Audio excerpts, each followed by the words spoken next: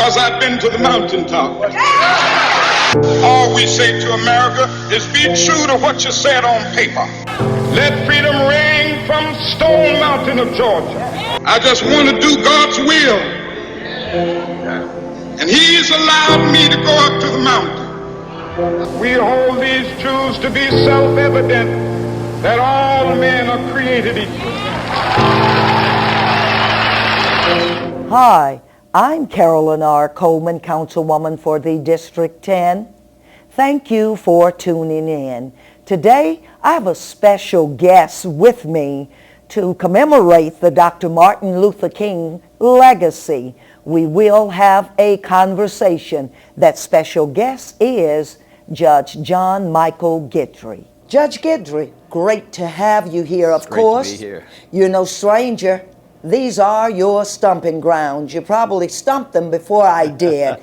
And again, just so great to have you here. And so we are having that conversation, as we said, about the legacy of the Honorable Dr. Martin Luther King. And so just to kind of give our listening audience a background information, some background information on you. Yes, ma'am. Well, first of all, I thank you. It's so gracious of you to have me here with you today and to talk about the life and legacy of Dr. Martin Luther King. It's something I love talking about. He was always an inspiration to me. I can remember as a very young person looking at the Martin Luther King speeches, particularly the I Have a Dream speech. When my years down at LSU, I spent a lot of time in the Middleton listening room listening to many of the tapes of the various sermons and speeches that Dr. King gave, and it was a great time of enlightenment about what we had gone through in order to be where we are today. So I love especially talking to young people about the life and legacy of Dr. King, because Dr. King dreamed for them. He dreamed that one day that they would be able to have all of the opportunities, that they could be judged not by the color of their skin, but by the content of their character. And so it's important to know his character. It's important to know his life and his legacy so that young people might be inspired. If you can see it, you can be it. And that's why we need to keep Dr. King and his legacy out front to these young people, to give them a positive alternative, to make sure that they are using their education, make sure that they are using all of the things that are available to them that was not available to Dr. King and those in his generation. And so it's always good to talk about his life and his legacy.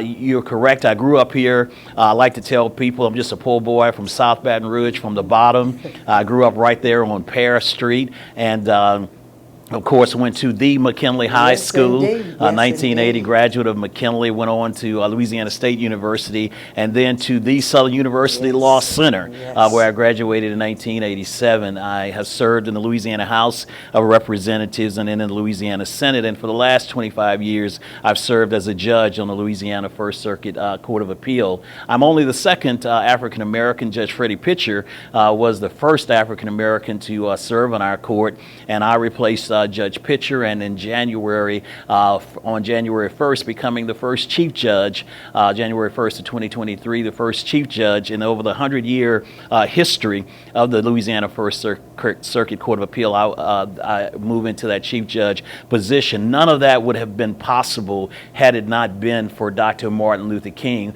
All of us stand on the shoulders of those who have gone before us. Everything that Dr. King did in terms of the marching, the organizing, the lawsuits, all of the things that he did was so that a young person like myself, coming from a very difficult situation, could one day sit where I am sitting. And so that's what I like to tell young people all the time. None of us get where we are by ourselves. And we need to make sure that we remember. If you don't remember your past, then you're doomed to repeat it. We have to remember the struggles. We have to remember the bus boycotts. We have to remember the dogs being turned on individuals, the hoses being turned on individuals, the people that were lynched and the people that were jailed, the people that were murdered just to get the right to vote, just to get the right for them to have the educational opportunities that they have today. And so that's the importance of celebrating the life and legacy of Dr. King, because without Dr. King, there wouldn't be a Councilwoman Coleman. Coleman. Without Dr. King, there would not be a Judge John Guidry. So again, it's important to give honor to whom honor is due, and Dr. King is certainly worthy of double honor. And so again, I really appreciate the fact that you do what you do. The fact that you go out in the community and try to uplift our young people to get them resources, not just for the young people, but your holistic approach in terms of the entire family. I commend you on that, and that's what Dr. King wanted us to do. Dr. King wanted us to pay it forward. And again, as we celebrate the life and legacy of Dr. King, the best way to do it is the way that you're doing it, because Dr. King wasn't just about marching. Dr. King wasn't just about giving speeches, but Dr. King was about action, and the types of programs that you're providing in this community is the type of action work that Dr. King would love to see. Wow, I say, as I sit here and I listen to you, I feel as if I'm in the presence of Dr. King or his spirit. And so, with that being said, you have a plethora of experiences. And so, you are the epitome of, when they talk about started at the bottom, now I'm here. And so that's what young people and those of us that are not so young, that are still trying to find themselves, ought to really realize and see. And so with that being said, I know that where you've come from and where you are right now has not been easy, but that has been your springboard. And so the struggles, let's talk about a few, because I know there are many and still are, but some of the struggles that you faced to get to where you are now as being the second, as you acknowledge, not the first, but the second person to sit in this seat, black, to sit in this seat that you're in right now. Yes, ma'am, and there is no progress that comes without struggle. My life story is no different from many individuals who grew up in the same community I grew up. I was raised most of my life by a single mother, Annie Mae Porter Jones, who went to work, caught the bus. She struggled, she sacrificed, but I can say, as the scripture said, that I was once young, but now I'm old. But I have never seen the righteous forsaken, nor its seed begging bread. We didn't have steak, and we didn't have filet mignon. Sometimes it was kush and caillou, but my mama went to work every day so that none of us would go hungry, so that we would have school supplies, that we would have clothes on our back. Sometimes there were clothes that she made, and I tell that story to young people, and sometimes people say, why you keep telling people how poor you were? Why you keep telling people about the difficulties? Because I want these young people to know that you can do all things through Christ that strengthen you. If I can grow up in the bottoms of South Baton Rouge, if I can be raised most of my life by a single mother, if I can go through not having the fine and luxurious things in life and be a judge and be then the chief judge of the First Circuit Court of Appeal, then there is no power on earth that can hold these young people back. And that's what we have to do as persons who have been blessed to move a little forward, is that we can't forget from whence we come. We can't let these children think that all of a sudden we became a judge. We have to let them know that it took education, it took discipline, it took missing parties and big fun, and it means that somebody's going to bully you. I tell these young people, let them call you square, let them call you mama's boy, let them call you teacher's pet, but you stay in school, you stay away from drugs, you stay away from alcohol, let them call you square and mama's boy. They call me that, but now they call me judge.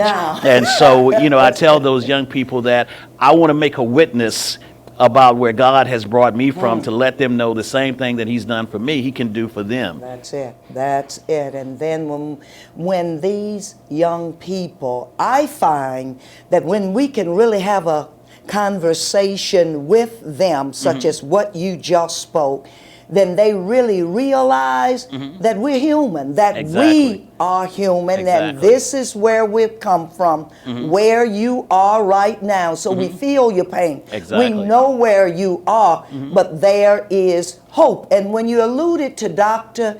King's dream, that's the thing that our young people must pick back up, and parents must pick back up, and grandparents pick back up, and that is teaching our children about dreaming. And then if we do that, there won't be so many nightmares out here. If we teach them about dreaming, and not just a dream, but ongoing, in order that they will progress and setting goals and getting to reaching their goal. Everybody, Judge, may not be a judge. Everybody may not be the councilwoman, but whatever it is, walk in that vocation in which you are called, and then perfect your gift. Just perfect your gift. And once you perfect that gift and walk that gift out, then you can say that you have become successful.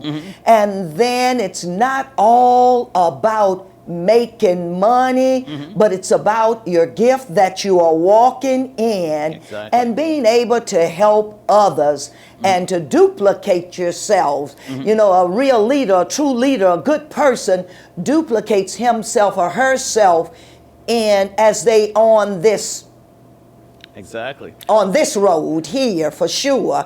And so I know that it has been some struggles, and for you to embrace those, you could have easily have given up. You could have easily had been on the other side, as opposed to sitting there as the judge.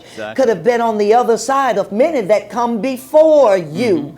But I just believe that once they hear your story and see you on that other side of that bench, that it will make a difference when they see you even on their side of that, and that's of that bench. And that's what the purpose of this and what this is all about here today. And so, and we talk about just some as we need to move forward. We know where we've been. We know where we are.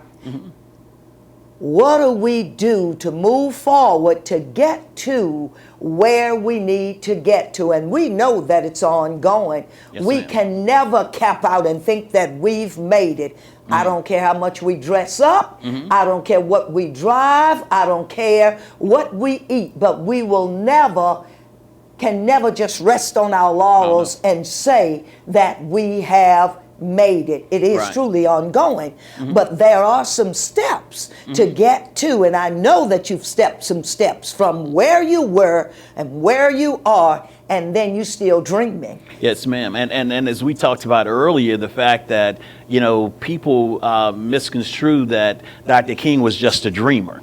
It's good to dream. It's good to have hope.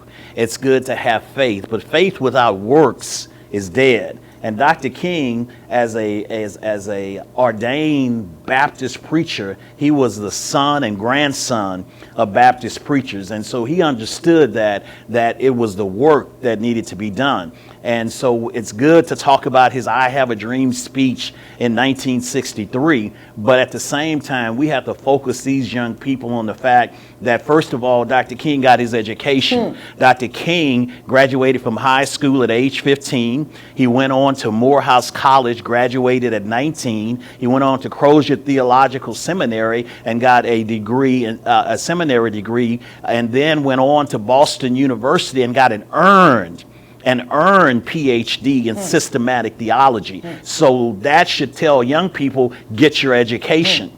The next thing about Dr. King, again, he was a person of action. Yeah, he talked about his dream in 1963, but we can't forget that in 1960, he was about work and organizing. He organized young people in SNCC and other organizations to sit in at lunch counters in 1960. In 1961, he started the Ride for Freedom, and we young people rode on buses all over the South. We talked about riding buses a little bit earlier. That's right. Those buses were bummed when those young people got off the buses. They were beaten. They were jailed. 1962 in Albany. That wasn't no dream. That was actually making sure that the work was getting done. The same thing in 1963. He gave the I Have a Dream speech in 1963, but he also had the dogs turn on him in Birmingham in 1963. They also jailed individuals. He wrote a letter from the Birmingham jail as a result of the fact that he went to jail in order that somebody else might be free. And so even the fact that he was assassinated in Memphis in 1968, he made the ultimate sacrifice. You know, as Christ died to make men holy, men like Dr. King died in these early days of the civil rights movement to make us free. Yes. And so young people need to understand that you have to dream, but you also have to get your education and prepare yourself, and then you have to get out there and do the work. Yes. And if you're going to go to jail for righteousness and for justice, like Dr. King went to jail. Somebody say, oh, I went to jail, but Dr. King went to jail. But Dr. King didn't go to jail for robbing and stealing and killing in our community. Dr. King went to jail so that people would have the right to vote, that people would have decent housing. Dr. King went to jail so that he could get Congress to pass the Civil Rights Bill of 1964 and 1968. Dr. King went to jail so that he could get Congress to pass the Voting Rights Act of 1965. Dr. King died in Memphis because he was marching and fighting for the garbage workers. And so again, we need to have young people to realize that in addition to dream and get your education, but then get out there and do the work.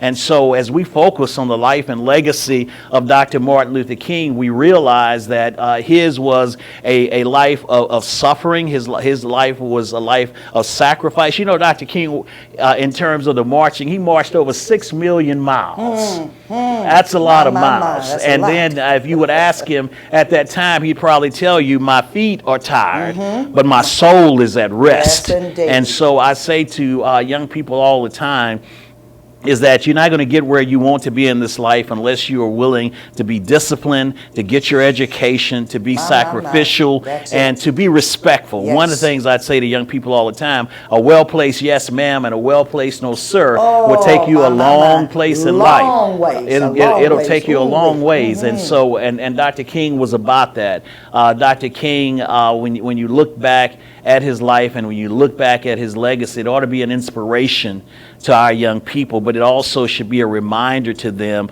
of what individuals went through in order that they could have the blessings and the opportunities that they have today. And as you pointed out, everybody's not going to be a chief judge, everybody's not going to be a councilwoman, but I tell young people all the time, you don't have to rob and steal, you don't have to go to jail, you don't have to die at a young age, you don't have to take the life of some other young person in our community. Dr. King put it this way, he said that even if it falls your lot to be a street sweeper, sweep streets so well that the living, the dead, or the unborn couldn't do it better. Sweep streets like Michelangelo carved marble, like Beethoven composed music. Sweep streets so well that all the hosts of heaven and earth will say there lived a great street sweeper who swept their job well. If you can't be a pine on the top of the hill, be a shrub in the valley, but be the best shrub on the side of the reel. If you can't be a highway, then be a trail. If you can't be the sun, be a star. For it is not by size that you win or you fail, but be the best at whatever you are. There were individuals in our community who were not doctors, who were not lawyers, who were not council persons, who were not judges, but they went to work every day. They made an honest day's living, putting forth an honest day's work. They raised families and they put roofs over their children's head. They put food on their table. They went to church on Sundays. They raised their families. They were people of character. They were honest individuals, and those would be heroes to Dr. King, because as you said earlier, we're not ultimately measured by these titles we hold, but as whether we help somebody along the way. And so I say to young people, you don't have to be a judge, but you can get an honest job, you can get an education, you can raise a family, you can be a father there for your children, you can be a role model in your church and in your community. You can be a person that Dr. King was, which was a person of character, was a person who was willing to help somebody along the way. And you don't need a title to do that. And that's what I love about you is that before you got the title, before you became a councilwoman, you were doing the work. You just have a greater opportunity to continue that work because of the position you now have, but you didn't need the position to do the work. And that's what I say to all these young people. You don't have to be a judge. You don't have to be in a position of authority to do the work and to love people and to respect people. And if our young people would keep that in mind, we wouldn't have all these killings in our community. We wouldn't have one going to jail and the other one coming to my courthouse. We wouldn't have young individuals going to graves at early ages. We wouldn't have the suffering on their parents and their families. And all of that is because we have to instill in these young people that life is more than about having things given to them quickly. It took a long time. I'm 61 years old. I was 61 before I got to the point that I could become a judge. And so it doesn't come just like that. It takes some work. It takes sticking to it. And so I say to these young people, be patient. God is not finished with you yet. So yes, ma'am. So true there. And then when you talk about work and work and work, you can't get around that. You can't. My favorite story in growing up was the little red hen and the grain of wheat. That's it. And I love that story right there. Yeah. If you don't work, you can't eat. You can't. You cannot eat. And being persistent, really persistent in what you do, and that respectful, you can't get if you get off track in being disrespectful, you cannot win. You cannot win in any way. But you've got to be persistent, as my dad, who has gone on, would say, you got to keep chunking at it. Oh, yeah. You can't quit. You've got to continue to keep your eyes on the prize as you push forward in what you want. How bad do you want in that dream that you have? How bad you want that dream? Right. And then you must be mindful, young people, of who you embrace as being a part of your circle as you are dreaming. Oh, yeah. They don't have to be dreaming the same dream, but they must have a dream, and they've got to want something out of life. And with that being said, don't expect folk to just give you something. Exactly. If they just giving you something, it's not good. No. It is not good, not good at all. And when you made mention about how your mom went to work, she went to work. She didn't sit there looking for someone to bring her anything, but went to, that word again, work. Exactly. Persistence, pressing that which we must keep in us, and make sure that we hammer that down in the hearts and minds of our children, and let them know that this is real out here, and teach them about the value of life. If they understand that life is precious and that they were not the giver of life but the receiver of life, then they would just, I think, do better. They've got to be reminded, and then respect life. Just respect it. Respecting life. Yeah, because they have to realize that these are not video games. When you shoot and kill somebody, they don't get up and play again like in a video game. And these kids have gotten so desensitized to this issue of life, the preciousness of life, the reality of life. When you pull that gun and kill somebody, somebody's dead, somebody's lost a child, somebody's lost a brother or sister, and you're on your way to prison. And then one of the things that you pointed out, birds of a feather flock together. Be careful the company you keep, because ultimately they say that you're a friend, but when they come down to the courthouse, they say that was your drugs. They say that was your gun. They said you committed the robbery. The first person who makes the deal is going to be the person that's going to get the lighter sentence. And sometimes it's not the person who's really innocent. So if you don't want to be in that situation, then watch who you're with. If the police stop that car and the drugs in there, everybody's going to jail. If the police catch you on the corner and somebody throws the drugs down, everybody on the corner going to jail. If they catch you in that apartment where the drugs are, we call it constructive possession. Everybody who has the opportunity to be near it is going to go to jail. And so I tell young people all the time, be very careful the company keeps. Show me your friends, and I'll tell you who you are. And so that's a very important point that you make, that these young people, so many of them have gone to early grades, so many of them have gone to prison because they were in the wrong place at the wrong time with the wrong people. Yes. And so be careful the company, I tell these young people, that you keep. Yes. Yes. Yes, ma'am. Yes, indeed. And so, all well said, well said. And so, as we sit here today and we've had this conversation here, I've gleaned much. And I tell the young people to be in a posture. You know, Judge, you hear folk talk about allowing the young people to take things over. I say to them, no, we need to bring them along to teach them the way. They're not ready to take anything over. Those of us that are not so young are the ones with wisdom, are the ones that can show them this is the way that you need to consider, that you need to consider going as you go. So we need the young people, but we also need the not so young people. And so when we can mesh that intergenerational concept together, then we can truly move forward. And so as we bring this discussion here to a close, I can say, as I sit here, I know you said your age and I'm older, but I can truly say that I have gleaned much from you today. And so appreciate to the highest that you have even given up your time to come and share, not just with me, but this will be in a position, it will be aired where many will be able to see this.